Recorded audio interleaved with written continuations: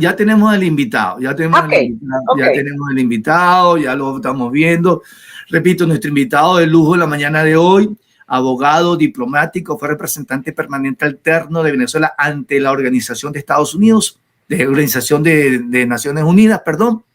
Es presidente del Comité Ejecutivo de ACNUR, Víctor Rodríguez Cedeño, de quien ya nos va a atender. Hoy aparece en algunos medios de comunicación, bueno, la confirmación de que el equipo del Alto Comisionado de los Derechos Humanos, que fue expulsado de Venezuela, regresa al país. Se dice que por la presión ejercida, incluso por lo dicho por Karim Khan esta misma semana. Entonces, pues una se pregunta, ¿cuál es el impacto que pueda tener en este momento? ¿Es importante, es necesario que que ese equipo luego retome sus actividades en Venezuela? Bueno, yo creo, primero un saludo y gracias por la invitación. Yo creo que es muy importante que las oficinas internacionales, especialmente del Alto Comisionado de Derechos Humanos y lo mismo de la Fiscalía de la Corte, estén presentes. Es la forma de ver directamente lo que realmente está pasando en el país. O sea, es inocultable. De manera que yo creo que es importante que estén en el país, que vean lo que está pasando, que informen, porque toda esa información es veraz en el sentido de que se constituyen evidencias serias, fuertes, sobre todo para el proceso que tenemos en la Corte Penal Internacional en este momento. Ahora, embajador, fíjese, ayer se estaba debatiendo en una asamblea extraordinaria de la OEA, se estaba debatiendo el caso del asedio que mantiene el régimen venezolano contra los 6 asilados allí, embajada que por cierto está bajo custodia de Brasil, en vista del rompimiento de relaciones y la expulsión por parte de Maduro de los diplomáticos argentinos. A ver, decía que eso es una grave violación a la Convención de Viena, al Tratado de Viena, a la Convención de Caracas. Hay mucho miedo, quizás, primero lo que le están haciendo, quitándole el agua, quitándole la luz. ¿Usted cree de llegarse a concretar eso? Y si no se concreta, igual sigue siendo un grave problema a la violación de los tratados, el hecho que lo que están haciendo ahorita, ese asedio.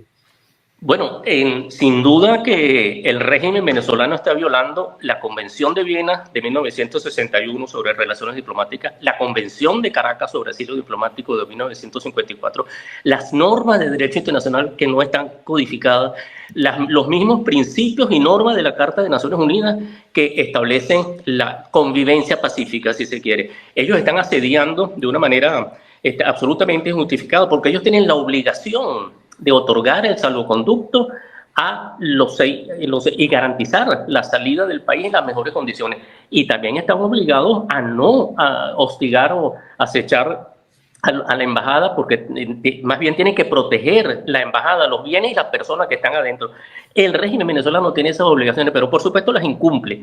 El gobierno de Brasil, que es el custodio, tiene una responsabilidad también importante y no se ha visto presente todavía. Incluso, lamentablemente, no patrocinó la resolución ayer por la que se pide el salvoconducto al régimen de Maduro. Lamentablemente, Brasil tendría que estar presente allí, tendría que estar asistiendo a los venezolanos que están adentro de la embajada como asilados diplomáticos, porque tienen un asilo concedido formalmente con base en esta convención de 1954. Tendría que ir, llevarle agua, llevarle alimentos, tratar de solucionar el problema eléctrico, evitar que se les rodee y se les amenace y se les incite todo lo que se está haciendo alrededor de la embajada, que es simplemente un terrorismo de Estado increíble, ¿no? O sea, no se había visto nunca.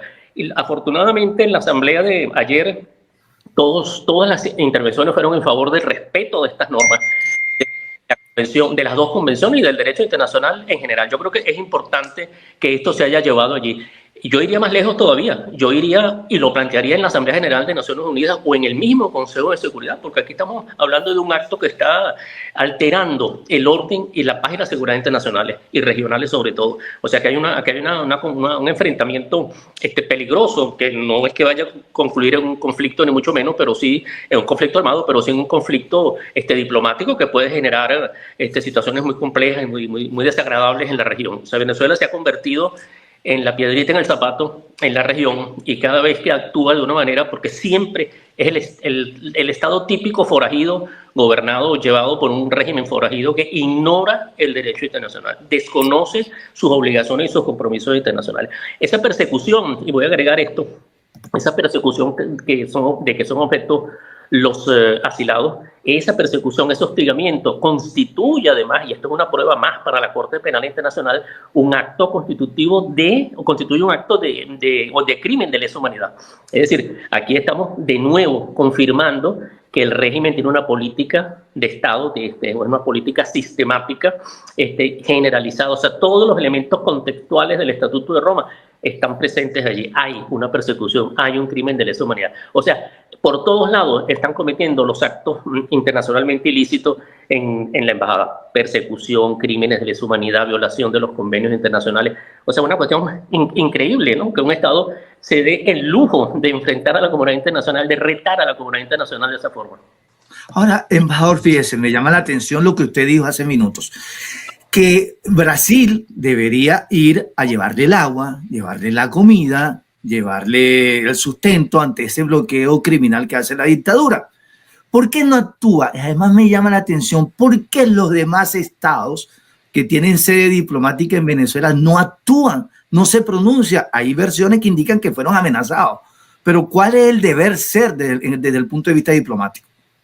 La obligación quizás no es la comunidad diplomática en Caracas que tenga que pronunciarse, es un poco delicado el enfrentamiento con el régimen, ahí quizás no es tan fácil, hay un decano, ese decano pudiera hablar en nombre del cuerpo diplomático acreditado en Caracas, pero la Embajada de Brasil sí tiene una responsabilidad seria y muchos no entienden, y yo no entiendo, por qué no se acercan a la Embajada. O sea, estamos en una etapa de exterminio, si se quiere, como es otra parte del crimen de lesa humanidad, se le quita el agua, la comida, la electricidad, o sea, ¿lo quieren matar? ¿O es ¿qué es lo que están buscando? Es una forma gravísima de acorralar a la gente, a unos perseguidos políticos. Ahora Brasil, que tiene inmunidad que tiene la custodia, tiene sus automóviles, tiene todo para llegar a la embajada sin que nadie, ninguna fuerza de seguridad ni ninguna fuerza policial pueda detenerlo. O sea, un camión de la embajada y va y les lleva a la comida, el generador y cosas y pipotas. Pero hago paréntesis ahí, embajador, porque ha dicho, por ejemplo, Omar González, que está ahí, que ha denunciado que no le permiten que eso ocurra, que la gente que está afuera no permite que eso ocurra. Entonces, ¿qué hace la Embajada de Brasil? Diría, bueno, a mí no me permite, yo lo estoy tratando de hacer. Fue lo que dijo el propio asilado Omar González. Claro, esta gente reta a cualquiera, pero Brasil no es ningún paísito. Brasil es una potencia regional con aspiraciones globales. O sea, no es ningún paísito. O sea, yo soy Brasil y yo le digo, no, un momentico, la ley la respetan, ustedes pueden, además es humanitario, esto es contrario a los principios humanitarios. O sea, están torturando a una gente que está en una embajada por razones políticas, por razones ideológicas. Eso es inconcebible e inaceptable. Brasil tendría que actuar. ¿Qué tiene que hacer? Bueno, no puede romper relaciones porque se le complica más reclamar una protesta. Bueno, van a reclamar, a responder de una manera como siempre brutal. Claro, se estarán manejando con mucho cuidado para evitar una confrontación con el régimen que impida todo lo que se puede hacer. Pero en todo caso, yo creo un carro con comida y agua, yo creo que no se lo impide nadie. Yo recuerdo, yo estuve encargado de la embajada en Cuba cuando teníamos asilados en los años 80, hace 40 años. Y los cubanos con todo y todo respetaban nuestra soberanía y respetaban. Nosotros estábamos enfrentados políticamente, pero teníamos una relación cordial, digamos, cordial entre comillas, y nos respetaban nuestros espacios, nuestros carros, nuestras inmunidades, nuestros privilegios, porque ese es el derecho internacional, esa es la Carta de Naciones Unidas, es la única forma de sobrevivir. Este guaperismo, bueno, yo creo que para mí estos son pataleos del abogado. Yo creo que ese régimen está en caída definitiva. Y esto es lo típico que hacen los regímenes que ya están de salida como este. O sea, aguantar al final, no sé cómo van a salir de esto, de alguna manera van a salir porque no puede ser que un Estado que ya no tiene gobierno, sino una mafia que controla la administración, rete a la comunidad internacional de esa manera, que viole y se burle del derecho internacional. Es clarísimo lo que está pasando en Venezuela. Naciones Unidas sabe perfectamente, el Comité de Derechos Humanos, uno de los comités más importantes del sistema. O sea, es un tribunal, es un órgano cuasi jurisdiccional, es una decisión jurisdiccional y con elementos jurídicos importantes.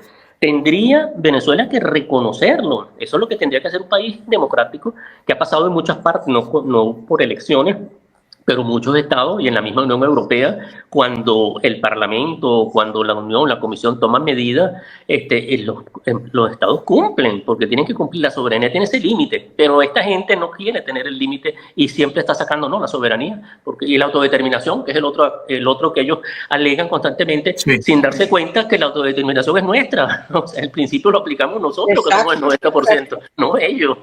Exacto. Entonces, pero ellos dicen la autodeterminación y la no injerencia en los asuntos internos. No, tiene que intervenir la comunidad internacional en Venezuela, y de la manera que sea, además, porque es un principio que está en desarrollo, la responsabilidad de proteger a las poblaciones que sufren violaciones masivas como la actual. Es un principio que está en evolución, no es una norma jurídica, pero es un deber de la comunidad internacional asistir a los pueblos como el nuestro. De alguna manera tendrán que asistirlo. Por eso son las sanciones que yo las considero, y como muchos, no todos, legales y legítimas, absolutamente legítimas, y conformes al derecho internacional, porque buscan protegernos. ¿Quién nos protege a nosotros de Maduro?